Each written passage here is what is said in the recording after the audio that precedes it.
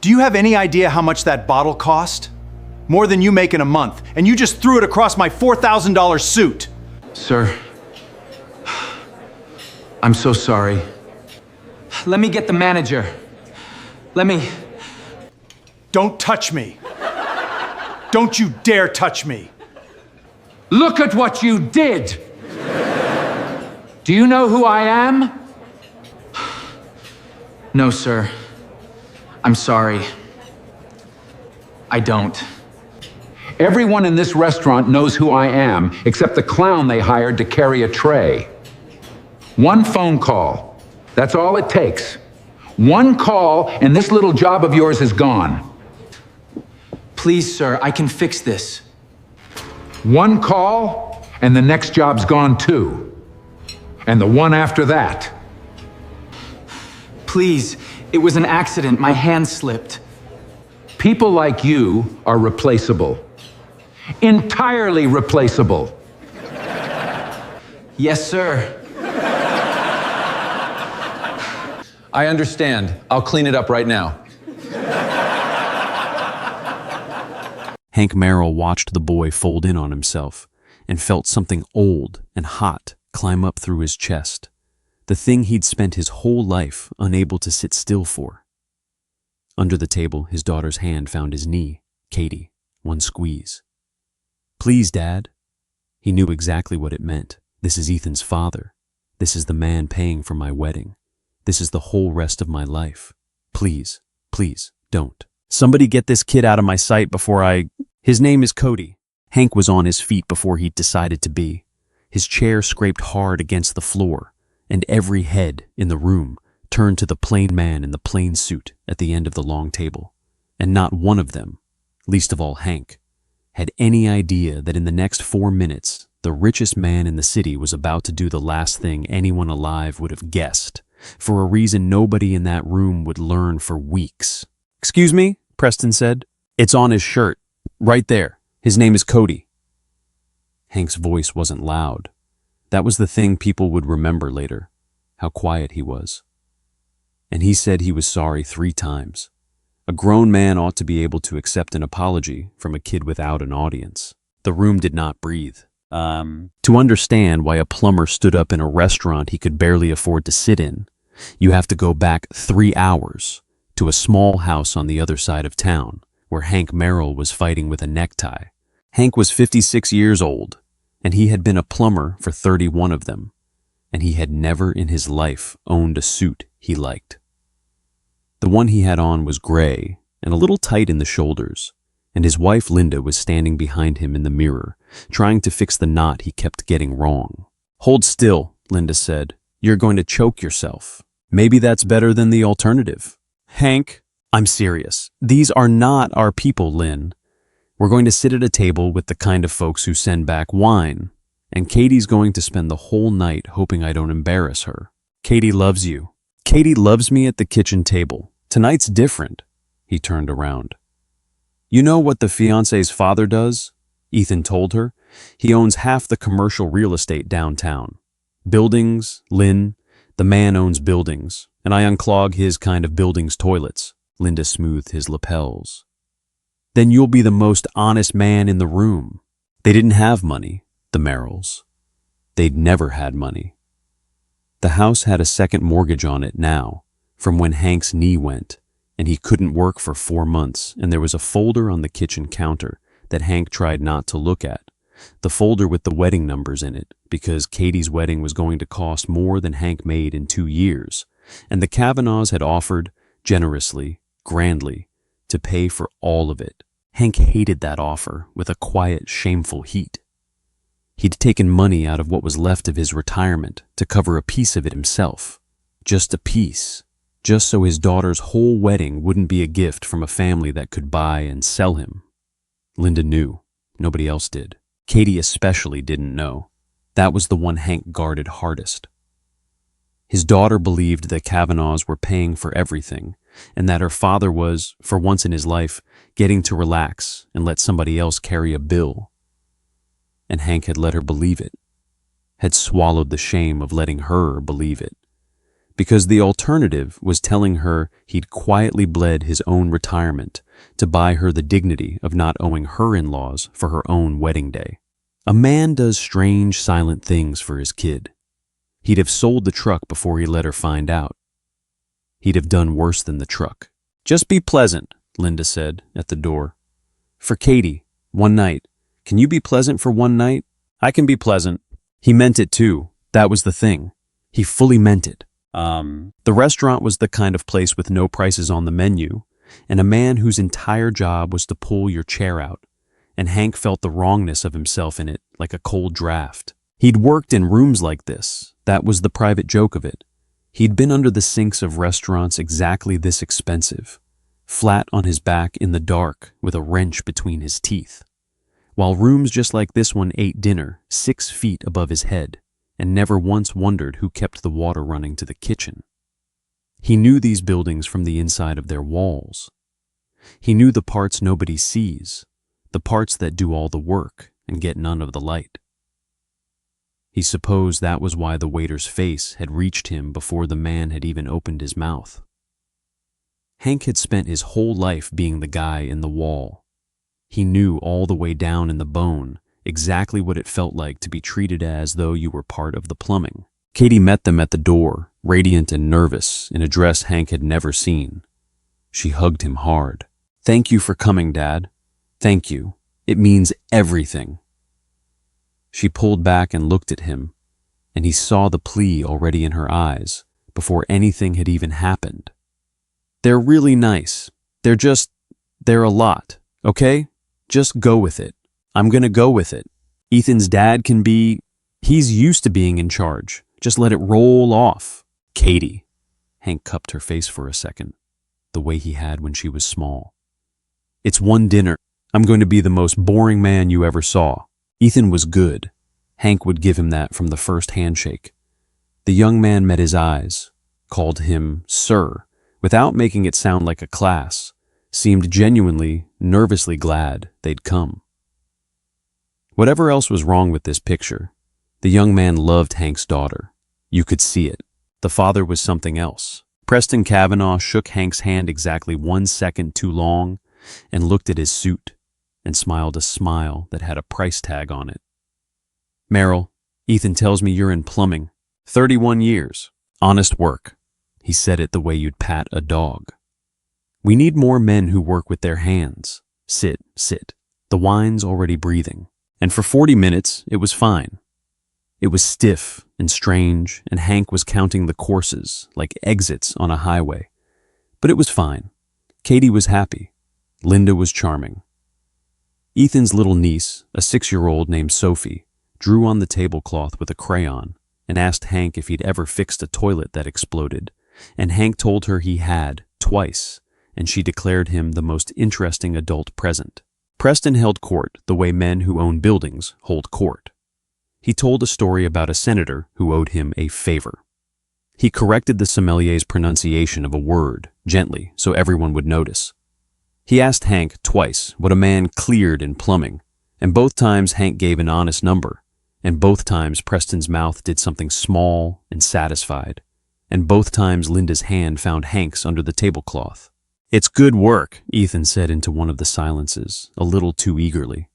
"Hank did the whole system on the Fairmont. That's a landmark building, Dad."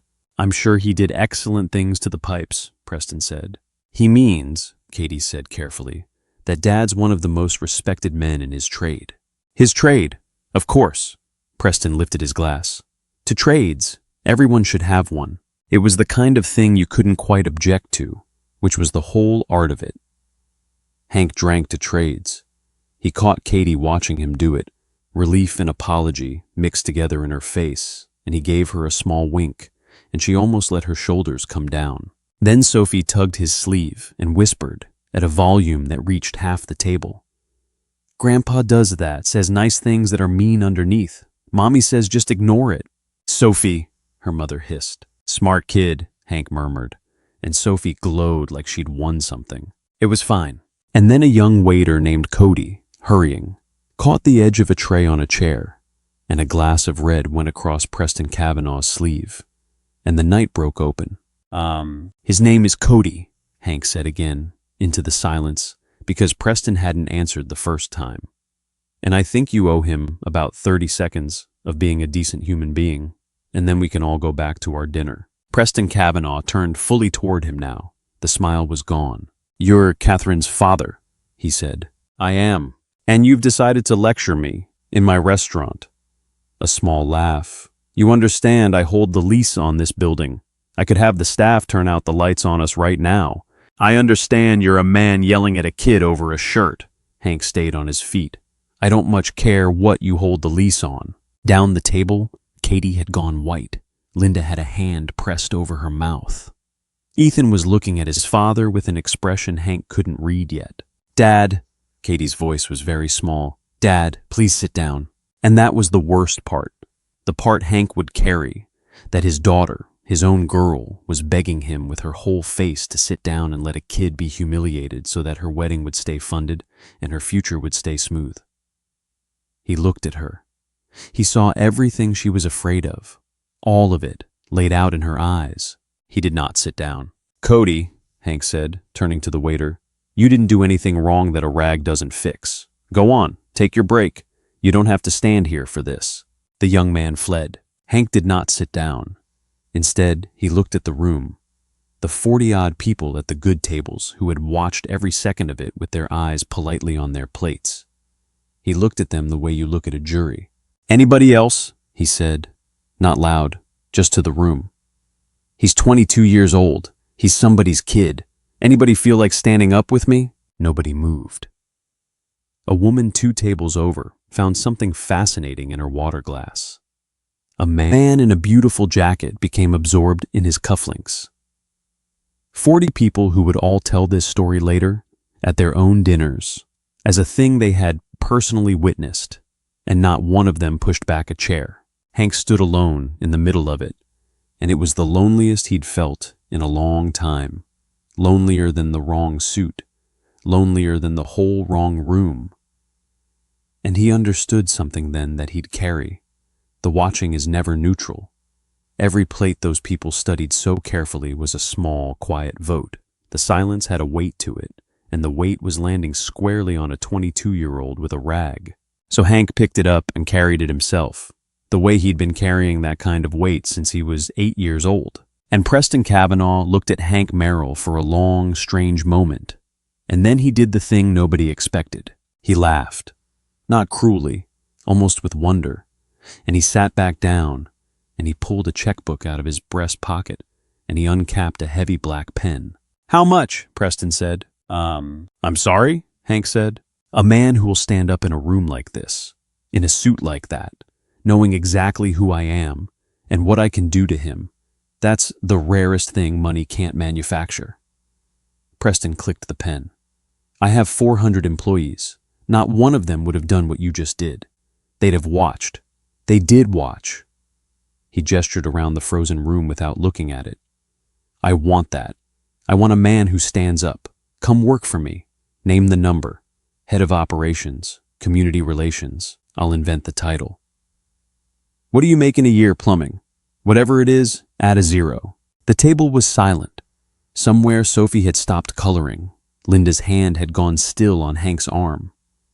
Ethan was staring at his father like he was watching a magic trick he'd seen 100 times and only now understood was cruel.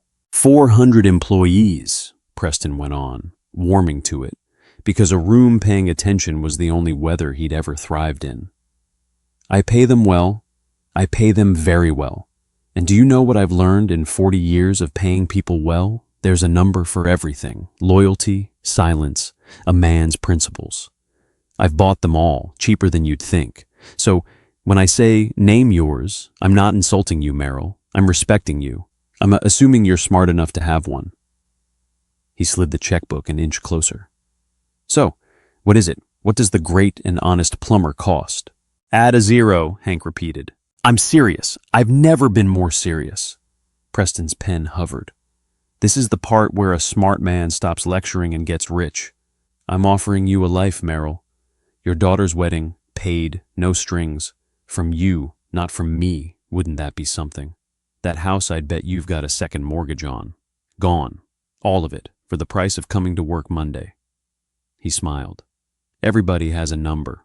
I've just never met a man who made me curious what his was." And here is what made it monstrous. And Hank understood it standing there. It wasn't admiration. It looked like admiration, and it was the opposite. Preston Cavanaugh had just watched a man do something he could not buy, and it had frightened him, and so he was reaching for the one tool he trusted to make the frightening thing small again. He was going to buy the moment. He was going to prove to the whole watching room and to himself that the plumber's little stand had a price like everything else, and that the price was cheap. Hank looked at the checkbook. He thought about the folder on his kitchen counter. He thought about his knee and the 4 months he couldn't work, and the retirement money he'd quietly bled to keep from taking this man's charity.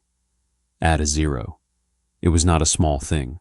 It was the biggest thing anyone had ever offered him, and it was real, and it was right there under a heavy black pen. "Dad," Katie whispered, and this time, God help her, Hank saw it. This time there was something else under the plea. This time, part of her wanted him to take it. Hank reached out and put his hand flat on the checkbook and slid it, gently, back across the white tablecloth, until it sat in front of Preston Cavanaugh again. "No," he said. "No? Some things don't have a number. That's how you know they're the ones worth standing up for." Hank's voice was still quiet. "I didn't stand up to get bought. If I let you write me a check for it, then you're right. Then it was for sale. Then I'm just a man who found his price at your table. And I'd rather keep the thing than sell it to you, even for all of that, even for the house." "You'd rather keep a gesture," Preston said slowly, "than solve every problem in your life." "I'd rather my daughter watch me keep it," Hank said, "than watch me sell it. That's the whole inheritance I've got for her. It's the only thing I own that you can't." For 1 second, something moved behind Preston Cavanaugh's eyes, something very old and very far down. And then it was gone, and his face closed like a bank vault. "Well," Preston said, capping the pen. "How noble." He turned to his son. "Ethan, I think we've seen enough of what this family is. We'll talk in the morning about the arrangements." He let the word sit. "All of them. The venues held under my name, the deposits are mine. It would be a shame for anything to fall through this late." Katie made a sound like she'd been hit. "Preston," Ethan started. "In the morning." Preston stood, buttoning his jacket. "Enjoy the rest of your evening. The plumber's got principles. Let's see how they hold up against a canceled wedding and a phone or two I might make about his contracts. A man in the trades lives and dies on referrals, doesn't he?" He looked at Hank, almost pleasant. "You should have taken the check." And Preston Cavanaugh walked out of his own restaurant and left a ruin behind him at the table. And Hank Merrill stood in it and understood that being right had just cost his daughter her wedding, a kid, his job, and maybe himself his living, all in the space of a spilled glass of wine. The ride home was the worst 20 minutes of Hank's life, and he'd had some. Linda sat in the front, quiet. Katie sat in the back, and for the first 10 minutes, she didn't say anything at all. And then, somewhere on the highway, it came out of her like something tearing. "Why?" she said. "Why couldn't you just—" "One time, Dad. One time. Just let it go." "Katie?" He would have yelled at the kid, and it would have been over, and everyone would have forgotten by dessert. And instead you had to make it a whole. You had to be the guy. You always have to be the guy. Her voice broke. "It's my wedding. It's my whole life. And you lit it on fire so you could feel good about yourself in front of a waiter you'll never see again." That one landed where she'd aimed it. "I wasn't trying to feel good," Hank said. "Then what? What was worth this?" And Hank didn't have an answer that would fit in a car, because the real answer was 30 years old and had his own father in it. A man who'd come home gray one night from a boss who'd dressed him down in front of the whole crew, and who'd sat at the kitchen table and not eaten, and who'd never quite stood up straight again after that. And 8-year-old Hank had watched it and understood, in the way children understand things whole, that there is a kind of standing by that becomes a part of you.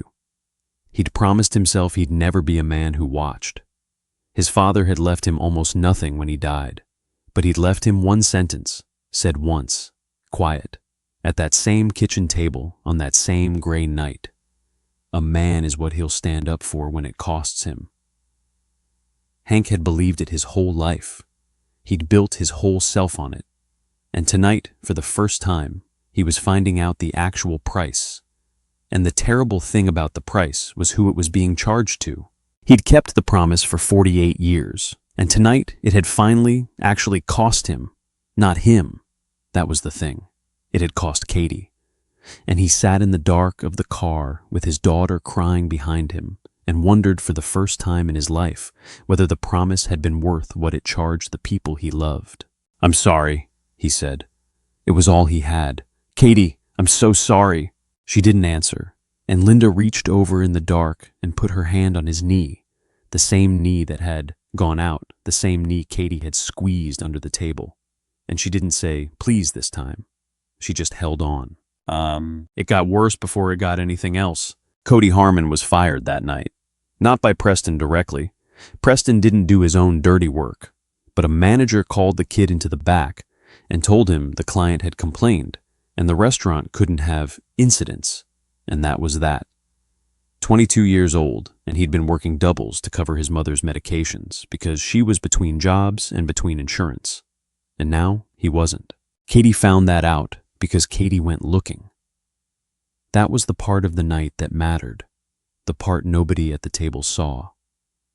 While Hank was standing there sliding a checkbook back across the tablecloth, Katie Merrill, 27, a nurse, her father's daughter whether she wanted to be or not that night, had slipped away from the table and gone out the service door after Cody, because somebody had to make sure the kid was all right. And she'd been raised by a man who couldn't sit still for exactly this, even when she was furious at him for it. She found Cody sitting on an overturned crate in the alley, shaking. "Hey," she said. "Hey, you okay? I'm gonna lose everything." He wasn't crying, which was worse. "My mom's got a refill Thursday. That was my job. That was the whole thing. What's her medication?" "What?" "I'm a nurse." Katie sat down on the wet crate next to him in her wedding meeting dress. "Tell me what she's on and how much it is, and let's figure out Thursday first and then the rest. One thing at a time. That's how you eat something this big. One bite." Cody wiped his face with the heel of his hand, hard, the way you do when you're furious at yourself for the tears. "Why'd you even come out here?" he said. "You don't know me. That was your dinner in there. That's your fiance's dad who just—" "That's my dad in there," Katie said. "The one who stood up. I was so angry at him I could barely see.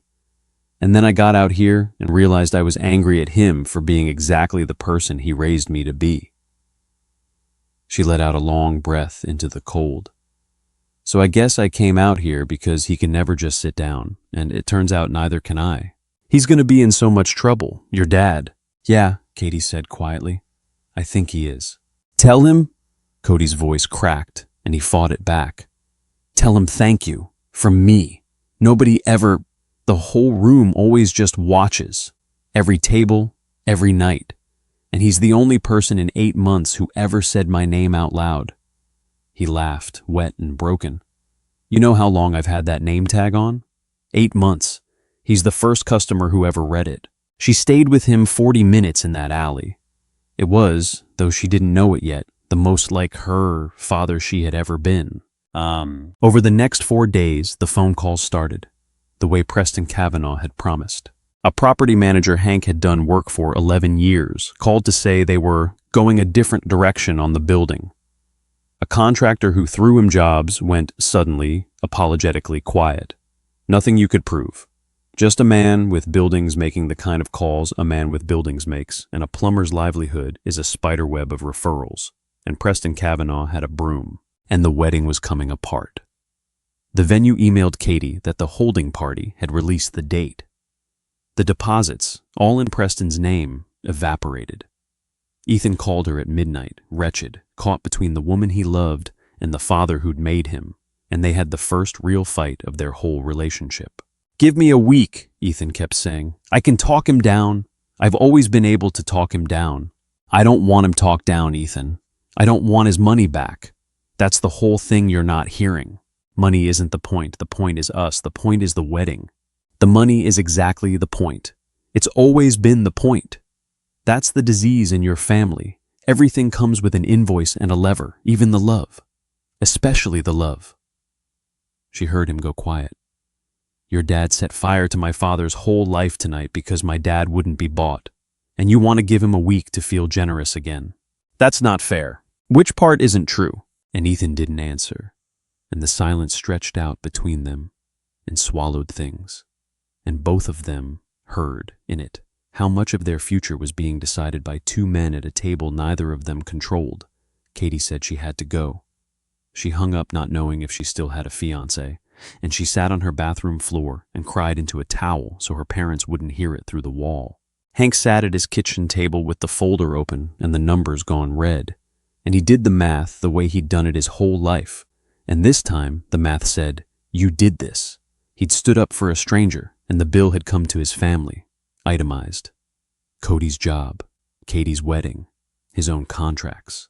Everything he'd told himself standing up was worth, all of it, charged to people who hadn't chosen to stand up at all.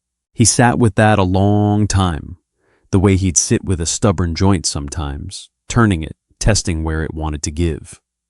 He'd made a lot of quiet trades in 56 years. He'd swallowed a lot of things to keep a roof paid for, bitten a lot of tongues, let a lot of small daily indignities slide right off him because a working man learns early that dignity is expensive and rent is due on the first regardless. He wasn't a saint about it. He'd studied his own plate plenty of nights. But there were a few things, 3, maybe 4 in a whole life, that a man simply could not let go past him. And the trouble with those few things was that you didn't get to schedule them for a convenient evening. They came when they came. This one had come on the worst night he could have picked, at a table he couldn't afford, in front of the one person whose future hung on him keeping his seat. And he'd stood up anyway, and now here was the invoice, in red, on his own kitchen table. Linda found him there at 2 a.m. You're thinking it was a mistake, she said. Wasn't it? Look at it, Lynn. Look what it cost. And for what? The kid still got fired. I didn't even save him. I just made a rich man angry, and everybody I love is paying the invoice. Linda sat down across from him. She was quiet a moment. Your father, she said, sat at a table just like this one, and he'd have given anything, for you to remember him as a man who stood up. You've spent 40 years making sure your kid gets to remember you that way. She put her hand over the red numbers. The math's real, Hank. I'm not going to lie to you and say it isn't, but you're only adding up one side of it. What's the other side? The other side is that Katie went out a service door in a $400 dress and sat in an alley with a stranger because you raised her to believe a person is worth more than an evening. The other side is that kid has your name in his mouth like a warm coal. The other side is that you can still look at yourself in that mirror. You can't tie a tie in. She covered the numbers with both hands now, as if she could keep them from him. I married a man who cannot sit still when somebody's being stepped on. I knew it at the altar. I've been furious about it and I've been proud of it, and mostly both at the same time, for 30 years. Don't you dare, at 56, decide it was a flaw in your character. It's the best thing in you, and it's in Katie too, whether or not she likes it tonight. Here is the thing Hank didn't know, sitting at his table with the red numbers. Preston Cavanaugh wasn't sleeping either. He was 60 years old, and he owned buildings. And 42 years ago, he had been a busboy in a room exactly like the one he'd walked out of. 18, in a borrowed jacket, and the men at the good tables had made a sport of him. They'd snapped their fingers at him.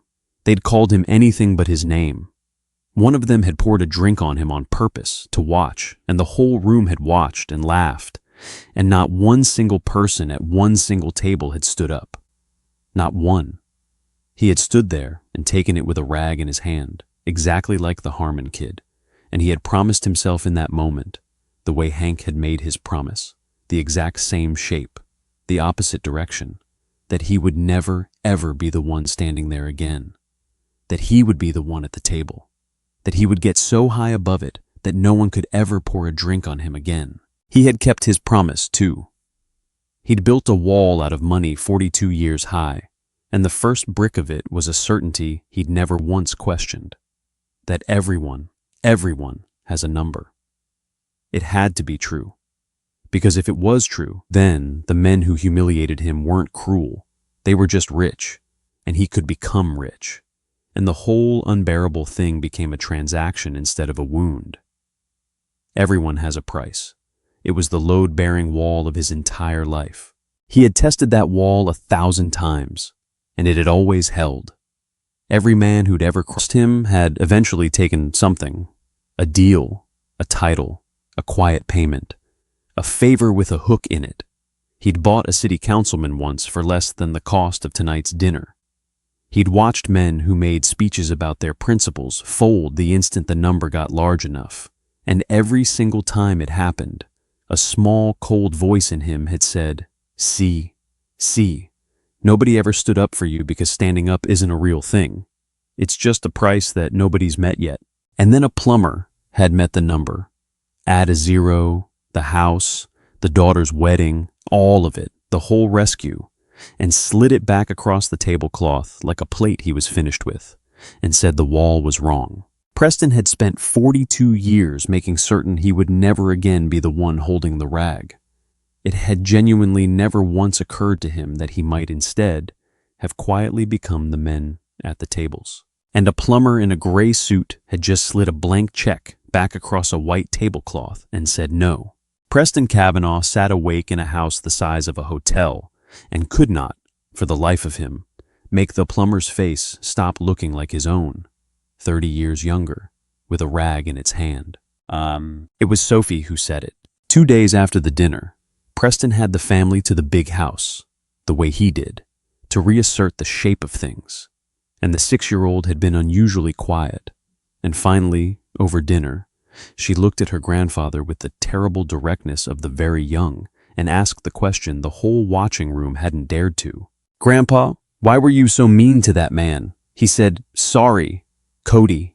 He said sorry 3 times, and you were still mean." The table went still. "Sophie," her mother started, "that's not... You told me when somebody says sorry, you have to stop being mad." Sophie was not being defiant. She was genuinely confused, which was worse. "You told me that, but you didn't stop. Why didn't you stop, Grandpa?" And Preston Kavanaugh, who had faced down banks and boards and men far more dangerous than a plumber, found that he could not answer a 6-year-old. Ethan, at the end of the table, set down his fork the exact way a plumber had set down his 4 nights before. "Because nobody ever stopped for him, Sophie," Ethan said quietly, not taking his eyes off his father. "When he was young, somebody was mean to Grandpa a long time ago, and nobody stood up. And he decided the way to never feel like that again was to be the meanest man in every room. Isn't that right, Dad?" It wasn't a question. "You've told the busboy story at 100 dinners like it was funny. It was never funny. It's the whole reason you are the way you are." Ethan, that man stood up for a kid he'll never see again, knowing you could burn his whole life down. And you offered to buy him. And when he wouldn't sell, you set fire to his daughter's wedding, my wedding, to prove you could." Ethan's voice shook, but didn't stop. "I've spent my whole life afraid of turning into you. 4 nights ago, I watched a plumber show me it's a choice. I'm making it. I'm marrying Katie, with your money or without it. And I'm betting my whole life it's going to be without it." He stood up. "His name was Cody, Dad," Ethan said. "And the busboy, that was a kid with a name too. You just never let anybody use it, including you." Preston opened his mouth. Nothing came out. His son was already moving toward the door, and his granddaughter was watching him with the clear, merciless patience of a child waiting for an adult to do the obvious right thing. And for the first time in longer than he could remember, Preston Kavanaugh had no move, no number to write, no call to make, no leverage over a 6-year-old or a son who had finally stopped wanting anything from him. "Ethan," he said, and his voice came out wrong. "Ethan, wait." Ethan stopped at the door but didn't turn around. "Your grandfather," Preston started to Sophie, and then discovered he could not finish any sentence that began that way, because the true end of it was a room 42 years ago and a rag in his hand, and you cannot say that to a child. "Finish your dinner, Sophie." "I'm not hungry," Sophie said, and climbed down from her chair and crossed the room to take her uncle's hand, and the two of them walked out together, the youngest person in the house and the youngest-hearted one, and left Preston Kavanaugh alone at a very long table that he owned, in a house that he owned, feeling like the poorest man in the city. Preston Kavanaugh did not reform in a single night. That is not how it works, and this is not that kind of story. But something in him had cracked, and things came through the crack whether he wanted them to or not.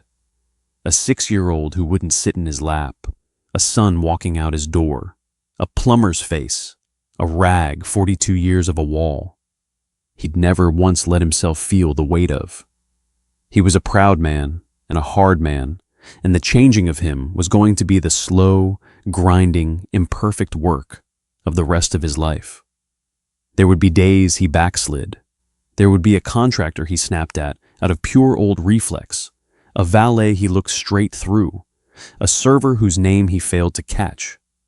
Change does not arrive in a man like Preston Kavanaugh all at once and clean, the way it did in the stories he'd always privately found sentimental. It comes the way water gets into a foundation, slowly through 100 small cracks, until one day the whole shape of the thing has quietly shifted and cannot shift back. That was the kind of change it was going to be, not a conversion, an erosion. But it had started, and a wall that has begun to come down is a wholly different thing from a wall. It started that week, and it started as these things do, small and concrete, and costing him something.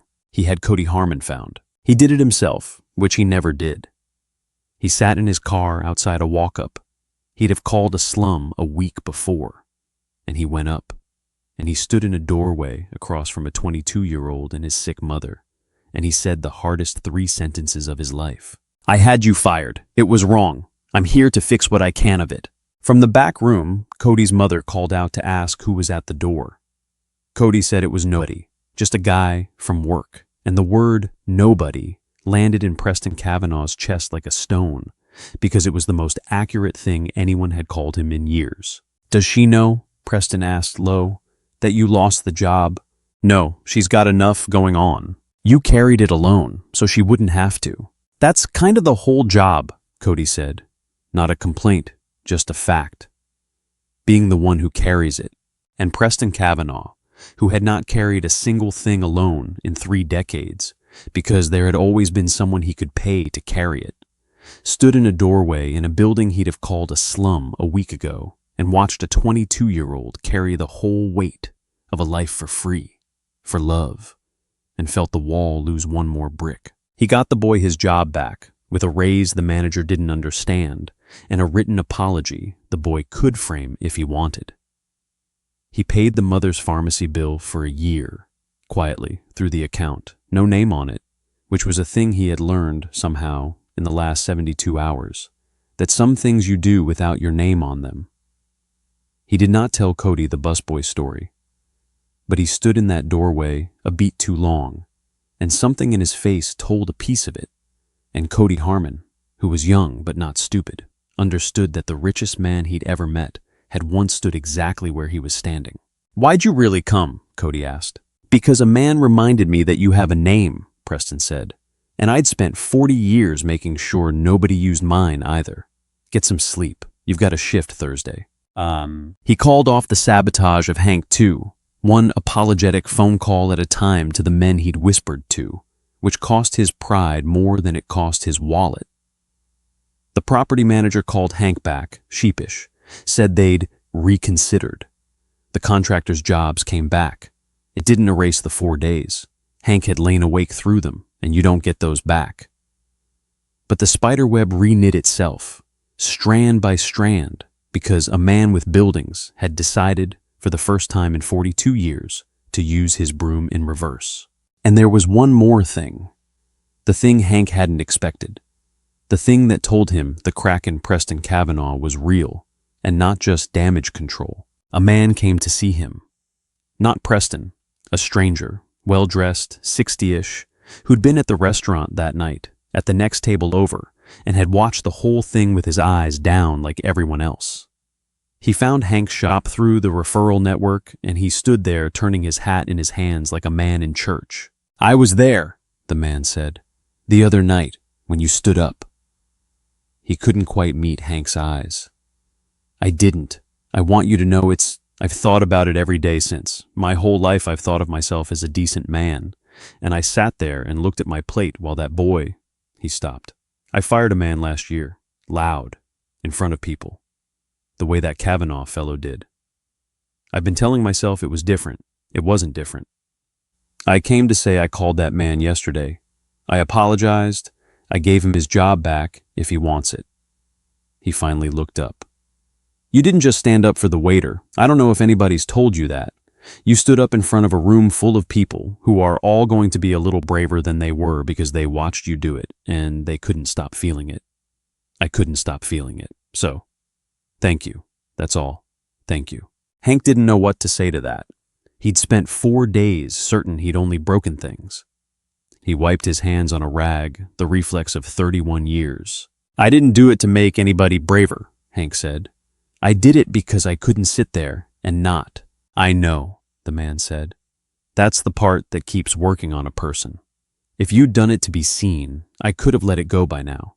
But you did it like it wasn't even a choice, like it was just what a man does, and I can't stop wondering what kind of man I'd be if it wasn't a choice for me either." And he put his hat back on and left. And Hank Merrill stood in his shop among his wrenches and understood that the room that watched had not, after all, only watched. He thought about the 40 people at the good tables, the ones who'd studied their plates while he stood there feeling like the only man alive. It turned out you never know, when you stand up, who in all that quiet is going to carry a piece of it home and find they can't set it down. You almost never get to see that part. He hadn't expected to see any of it. He'd stood up for one waiter on the worst night of the year, and somewhere out past the edge of what he could see, the standing had just kept traveling, table to table, the way it does. Katie married Ethan in the spring. It was a small wedding. They paid for it themselves. Ethan had walked away from the money, actually walked away, taken a job that paid 1/3 of what his father had dangled his whole life, and Katie had said that was the most attractive thing he'd ever done, and meant it. There was no grand venue. They did it in a park with folding chairs, and Linda cried, and Cody Harmon came because Katie had invited him, and stood in the back in a jacket that fit him now, and Sophie was the flower girl and took the job with tremendous seriousness. Preston came. He was invited, which surprised him, and he sat in a folding chair in a park in a suit that cost more than the entire wedding.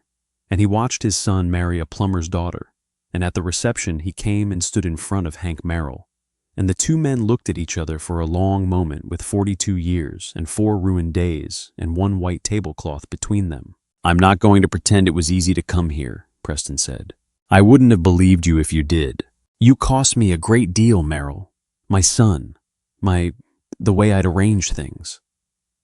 Preston looked out at the folding chairs, the paper lanterns, the ordinary joy of it. "I've spent this whole spring being angrier at you than I've been at anyone in 30 years. And underneath the angry, there's this other thing I can't get rid of, and I finally figured out this morning what it is." He was quiet a second. "It's the first time in my life I've been jealous of a poor man." "I'm not that poor," Hank said. "Look at this. Look what I've got." "I know," Preston said. "That's what I'm jealous of." He put out his hand. "I'm not asking you to like me. I know what I am. I'm asking you to let me stand next to you at my son's wedding for 5 minutes and not say anything, because I don't have the first idea how to be around this much happiness, and I have to learn somewhere." Hank Merrill looked at the hand. He didn't take it right away. That was the thing Katie noticed, watching from across the reception. Her father didn't grab it, didn't perform the forgiveness, didn't make it cheap. He let it hang there, a beat, long enough to mean something, long enough that the taking of it would be a decision and not a reflex. "You burned 4 days of my family's life," Hank said, while the hands still hung there between them. "My girl cried on a bathroom floor. That kid nearly lost his mother's medicine. I'm not going to shake this and pretend it didn't happen, and I'm not going to let one good gesture at a wedding buy it back. You, of all people, should understand that some things don't come with a receipt." "I do understand that now," Preston said. "You taught it to me. It cost me my son to learn it for a while there. I'd call that expensive, except I think it was the first thing I ever got in my life that was actually worth the price." Then he took it. "5 minutes," Hank said. "And you're going to learn the busboy's name. Whatever kid busses this reception, you're going to learn it and use it. That's the price of standing next to me." Preston almost smiled. "You're still charging me." "Some things have a number after all," Hank said. "That one's cheap. Pay it." The busboy's name, it turned out, was Leo, and Preston Kavanaugh learned it and used it, and tipped him in a way that embarrassed everyone, and it was clumsy and overdone, and entirely the wrong amount, and it was also, Katie thought, watching. The first genuinely kind thing she had ever seen the man do. Cody Harmon finished his degree 2 years later. He kept waiting tables the whole way through because the tips were good and his mother was better and he'd gotten attached to the work. And one night at a different restaurant in a different city, he watched a man at a good table snap his fingers at a young server and start in on her.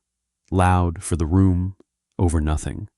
And Cody Harmon, 24 now and no longer folding, set down the tray he was carrying and walked over and said, into the quiet, "Her name is Corinne. She said she was sorry. Let's all just have our dinner."